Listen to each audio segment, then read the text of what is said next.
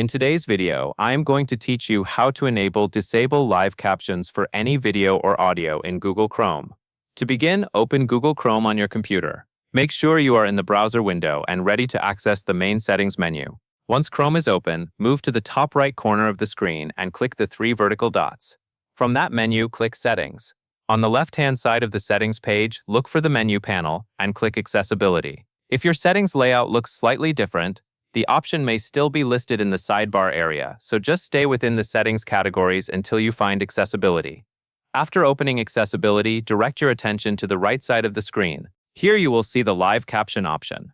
To turn Live Caption on, click the toggle switch so that the feature becomes enabled. Chrome may take a moment to prepare the feature the first time, so give it a few seconds if needed. Once it is on, captions should begin appearing automatically when supported media is playing.